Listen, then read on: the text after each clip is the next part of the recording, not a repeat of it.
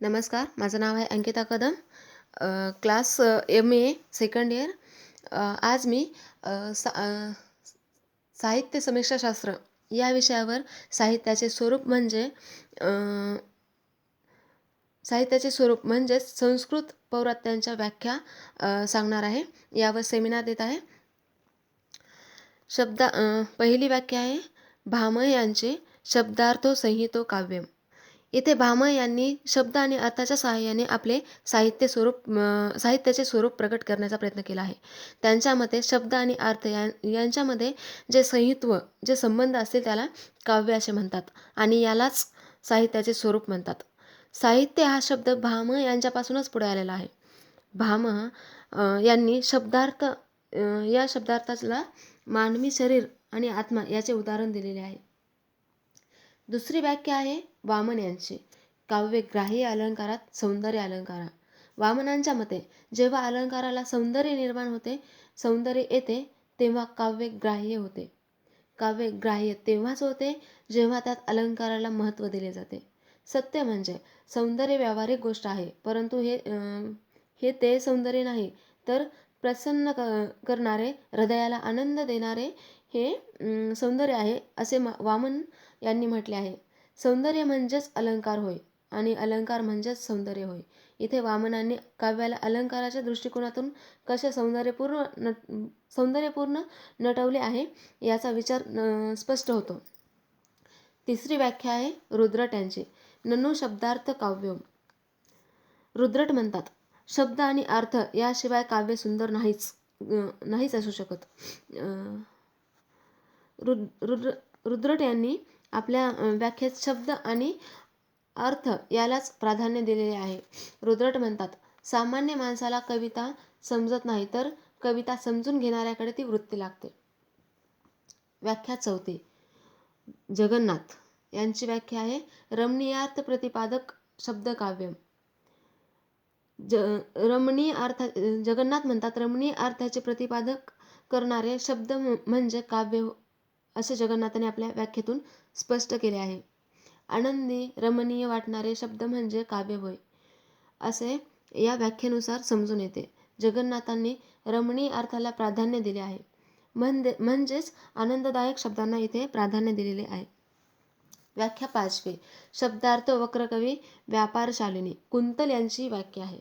Quintal म्हणतात, सहृदयसैनिकांना आल्हाददायक अशा कवितेचे वक्रोक्तीपूर्ण योजिलेले शब्दार्थ म्हणजे काव्य. इथे शब्द आणि त्यामध्ये दडलेला जो अर्थ आहे तो कवी कसा वापरतो तर सरळ न वापरता वेगळ्या मार्गाने वापरतो. तो वक्र व्यापारशालिनी करतो. म्हणजे कवी सरळ न बोलता तो वक्र पद्धतीने बोलतो. एखादी कविता न समजल्यावर ती कोड्यात बोलल्यासारखी वाटते. अशा काव्याला कुंतल यांनी वक्र कवी व्यापारशालिनी म्हटले आहे. व्याख्या सहावी रीतिरात्मा काव्यस्य. वामन यांची व्याख्या आहे.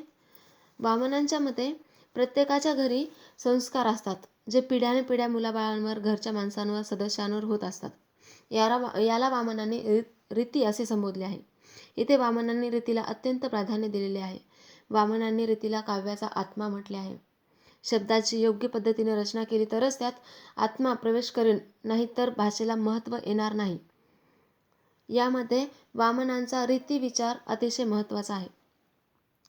व्याख्या सातवी आहे विश्वनाथ यांची वाक्य रसात्मक काव्यम. यामध्ये रसयुक्त वाक्य म्हणजे काव्य असे सांगण्यात आलेले आहे.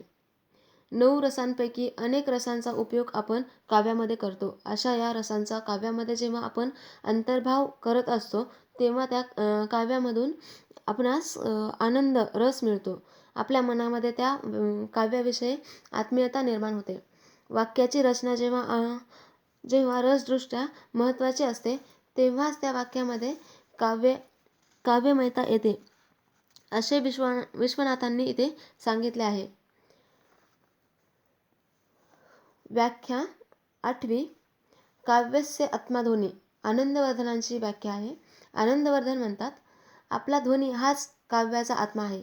काव्यामध्ये कवी आपले अर्थपूर्ण विचार मांडत असतो.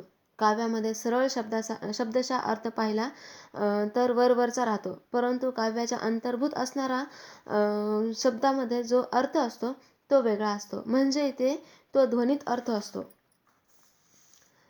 व्याख्या 9वी. औचित्य रस जीवितसे भूतस्य ही व्याख्या क्षेमेंद्र यांची आहे. यामध्ये औचित्य हेच रसाचे जीवितसे होय असे क्षेमेंद्र यांनी म्हटले आहे.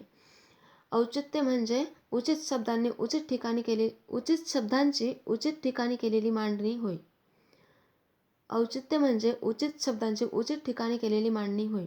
उचित जे शब्द आहेत त्या उचित शब्दांची जर आपण काव्यामध्ये रचना केली तर त्यातून एक विशिष्ट प्रकारची आनंददायक वातावरण निर्मिती आपणास होईल आणि त्या वातावरणात वेगवेगळ्या रसांचा अंतर्भाव पाहावयास मिळेल. औचित्य शब्दांची जेव्हा रचना होईल तेव्हा आनंदरस आपणास पाहावयास मिळेल. त्यामुळे औचित्य रसाची जेव्हा आपण रचना करू तेव्हा आपणास ते साहित्य योग्य झाल्याचे ठरेल. अशा पद्धतीने भारतीयांच्या व्याख्या किंवा संस्कृत पौर्वात्यांच्या व्याख्या या वरील प्रमाणे सांगता येतील. धन्यवाद.